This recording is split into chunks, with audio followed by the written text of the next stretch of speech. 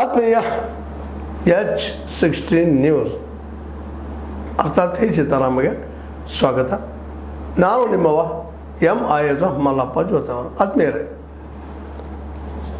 ಇವತ್ತು ವಿಧಾನಸಭಾ start ಆಗೋದದ. Mostly ಈ ಬಿತ್ತನೆ ಆಗುವ ಒಳಗಾಗಿ ಸ್ಟಾರ್ಟ್ ಆಗಿರ್ತದೆ. 11 ಗಂಟೆಗೆ ರಾಜ್ಯಪಾಲರು ತಮ್ಮ ಭಾಷಣ ಮಾಡ್ತಾಯಿದ್ದಾರೆ. ಆ್ಯಸ್ ಯೂಸ್ವಲ್ ಆಗಿ ಸರ್ಕಾರ ಸಾಧನೆಗಳ ಬಗ್ಗೆ ಒಂದಿಷ್ಟು ಟೀಕೆ ಟಿಪ್ಪಣಿ ಬರ್ಬೋದು, ಇಲ್ಲೋ ಗೊತ್ತಿಲ್ಲ.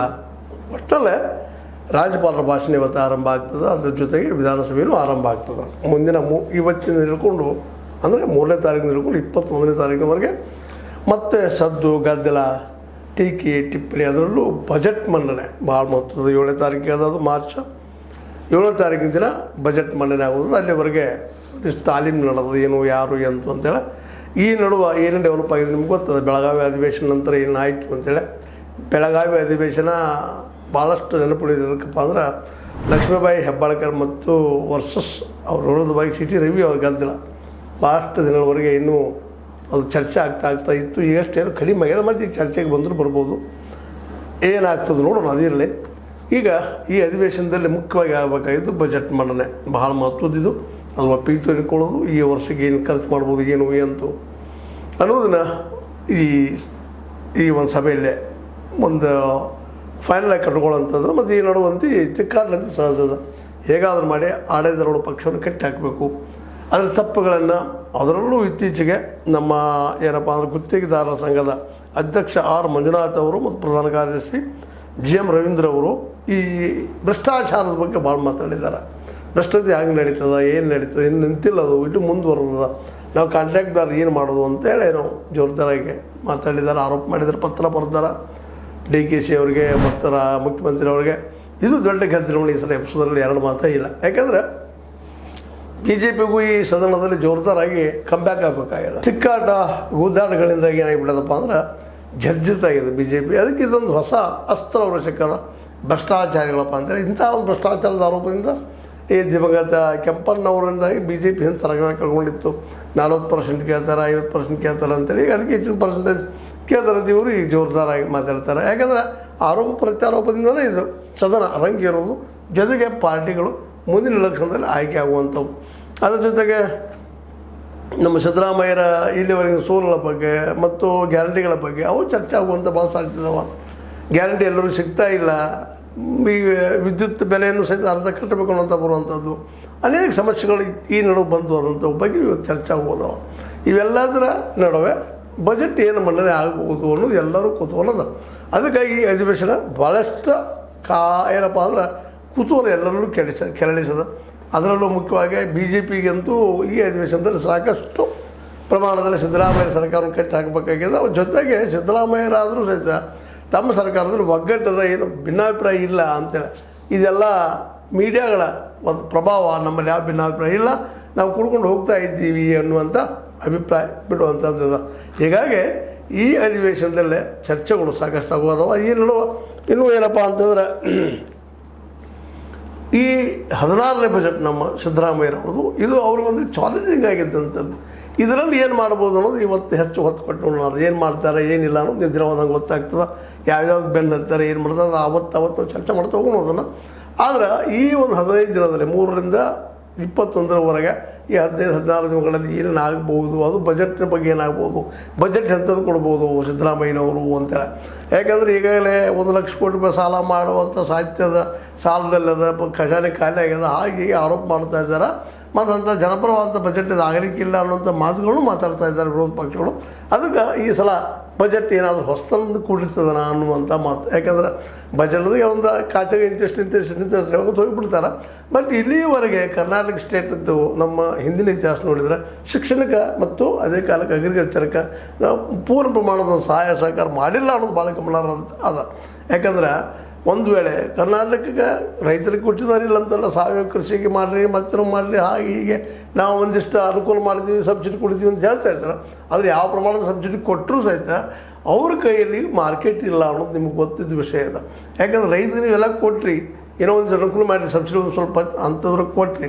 ಬಟ್ ಉಳಿದ ಇವತ್ತೇನು ಅವು ಗೊಬ್ಬರ ಬಳಸೋದಾಗಿರ್ಬೋದು ಅಥವಾ ಅದಕ್ಕೆ ಸಂಬಂಧಿಸಿದ ಅನೇಕ ವಸ್ತುಗಳು ಕೊಳ್ಳೋದಾಗಿರ್ಬೋದು, ಅಗ್ರಿಕಲ್ಚರ್ ಸಂಬಂಧಿಸಿದ್ದು ಅವೆಲ್ಲ ಮಾರ್ಕೆಟಲ್ಲಿ ತುಟ್ಟಿದೆ. ಅದು ರಾಸಾಯನಿಕ ಗೊಬ್ಬರ ಅಂತ ಇವತ್ತು ಹೇಳುವಾಗಿಲ್ಲ.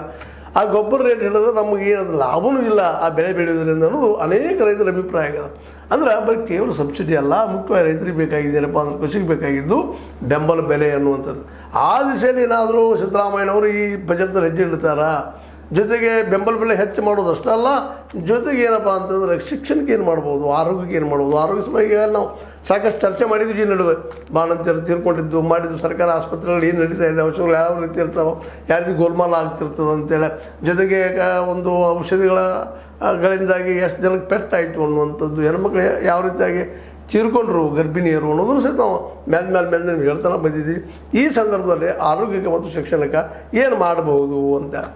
ಯಾಕೆಂತಂದರೆ ಬರೀ ಟ್ಯಾಕ್ಸ್ ಹಾಕೋದು ಮಾಡೋದು ಅದಕ್ಕಂತ ಬಜೆಟ್ ಇಲ್ಲ ಅಂತಲ್ಲ. ಟ್ಯಾಕ್ಸ್ ಹಾಕಲಿ, ನಮ್ಮಲ್ಲಿ ಟ್ಯಾಕ್ಸ್ ತೊಗೊಳ್ಳಿ, ಅದು ಟ್ಯಾಕ್ಸ್ ತೊಗೊಳ್ತಕ್ಕಂಗೆ ನಾವು ಹೆಚ್ಚು ಕರ್ನಾಟಕದವ್ರು 4 ಲಕ್ಷ ಕೋಟಿ ರೂಪಾಯಿ ಟ್ಯಾಕ್ಸ್ ಕೊಡ್ತೀವಿ. ಯಾರೂ ತೊಗೊಳ್ರಿ, ಕೇಂದ್ರ ತೊಗೊಳ್ರಿ, ರಾಜ್ಯ ಸರ್ಕಾರ ತೊಗೊಳ್ರಿ, ಕೊಟ್ಟಿರ್ತೀವಿ.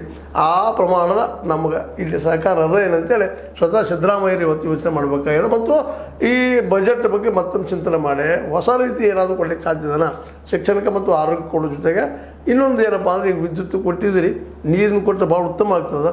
ಅದಕ್ಕಿಂತ ಇಂಪಾರ್ಟೆಂಟ್ ಏನಪ್ಪ ಅಂತಂದ್ರೆ ನೀರು ಮತ್ತು ಇದಕ್ಕಿಂತ ಇಂಪಾರ್ಟೆಂಟ್ ಇವೆರಡೂ ಕೊಡೋದ್ರ ಜೊತೆಗೆ ರೈತಗೆ ಬೆಂಬಲ ಬೆಲೆ ಕಾನೂನು ಮಾಡೋಕ್ಕೆ ಏನು ಸಾಧ್ಯದನ ಈ ಸಂದರ್ಭದಲ್ಲೇ ಅನ್ನೋದನ್ನು ಸಹಿತ ಇವತ್ತು ಚರ್ಚೆ ಮಾಡುವಂಥ ಭಾಳ ಅವಶ್ಯಕ. ಇದನ್ನು ಹಾಗೆ ಸುಮ್ಮನೆ ಏನೋ ಚರ್ಚೆ ಮಾಡಿ ಇವ್ರು ಟೀಕೆ ಮಾಡೋದು, ಅವ್ರು ಟೀಕೆ ಮಾಡೋದು ಭ್ರಷ್ಟಾಚಾರ ಅಂತ ಇವ್ರು ಯಾರಿಂದನೂ ಕಿತ್ತಾಕ್ಲಿಕ್ಕೆ ಸಾಧ್ಯ ಇಲ್ಲ ಅನ್ನೋದು ಈಗಾಗಲೇ ಪ್ರೂವ್ ಆದಂಥದ್ದಾಗಿ ಹೋಗ್ಬಿಟ್ಟದ.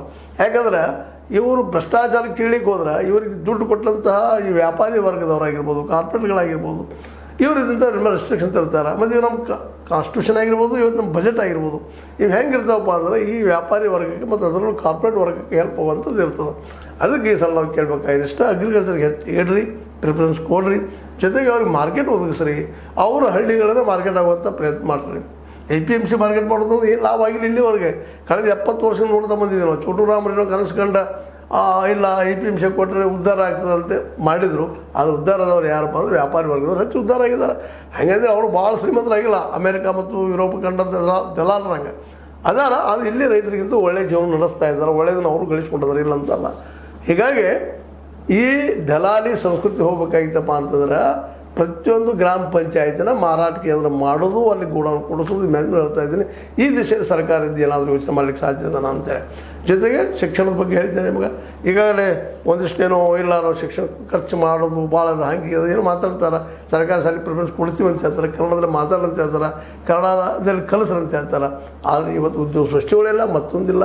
ಉದ್ಯೋಗ ಸೃಷ್ಟಿ ಮಾಡೋಕ್ಕೆ ಸೆಂಟರ್ ಏನಿದ್ರೆ ಅದು ಅಗ್ರಿಕಲ್ಚರ್ ಆಧಾರಿತ, ಅಂದರೆ ಒಕ್ಕಲ್ತನ ಆಧಾರಿತ ಉದ್ಯೋಗಗಳು ಮಾತ್ರ ನಮಗೆಲ್ಲರೂ ಉದ್ಯೋಗ ಕೊಡಬಲ್ಲವು. ಉಳಿದ ಯಾವ ಕೊಡಲಿಕ್ಕೆ ಸಾಧ್ಯ ಅನ್ನೋದು ನಾವು ತಿಳ್ಕೊಂಡು ಈ ದಿಶೆಯಲ್ಲಿ ಬಜೆಟ್ ಮಂಡನೆ ಮಾಡಿ ಕೃಷಿ ಮತ್ತು ಒಂದನೇದಾಗಿ ಶಿಕ್ಷಣ, ಎರಡನೇದಾಗಿ ಅದ್ರ ಜೊತೆ ಆರೋಗ್ಯ, ಇದ್ರ ಬಗ್ಗೆ ಹೆಚ್ಚು ಪ್ರಿಫರೆನ್ಸ್ ಕೊಟ್ಟು ಈ ಸಲ ಬಜೆಟ್ ರೆಡಿ ಮಾಡಿದರೆ ಭಾಳ ಉತ್ತಮ. ಇನ್ನುಳಿದಂತೆ ಅವ್ರಿಗೆ ಹೇಳೋ ಅವಶ್ಯಕತೆ ಇಲ್ಲ. ಸಾಕಷ್ಟು 16ನೇ ಬಜೆಟ್ ಅದ. ಇದು ಒಂದು ದೀರ್ಘಾವಧಿವರೆಗೆ ಬಜೆಟ್ ಮಂಡನೆ ಮಾಡ್ತಾ ಬಂದಿದ್ದಾರೆ ಅವರು ಅದನ್ನು ಮಾಡಿದರೆ ಭಾಳ ಉತ್ತಮ ಮತ್ತು ಹೇಳ್ತಾ, ಅದ್ರ ಜೊತೆಗೆ ಇದು ಕೇವಲ ತಿಕ್ಕಾಟದ ಜಗಾಟದ ಅವ್ರು ಇವ್ರು ಟೇಕ ಮಾಡೋದು, ಅವ್ರು ಟೇಕ ಮಾಡೋದು. ಬಜೆಟ್ ಅದಲ್ಲೇ ಭ್ರಷ್ಟಾಚಾರ ಚರ್ಚೆ ಮಾಡಿ ಉಳಿದ ವಿಷಯ ಕವರ್ ಮಾಡೋದಕ್ಕಿಂತಲೂ ಭ್ರಷ್ಟಾಚಾರ ಅಂತ ಈಗಿನ ತುರ್ತು ಮಟ್ಟದಲ್ಲ ಯಾರು ಬಂದರೂ ಹೋಗ್ಲಿಕ್ಕೆ ಸಾಧ್ಯ ಇಲ್ಲ ಅನ್ನೋಂಥ ವಾತಾವರಣದ.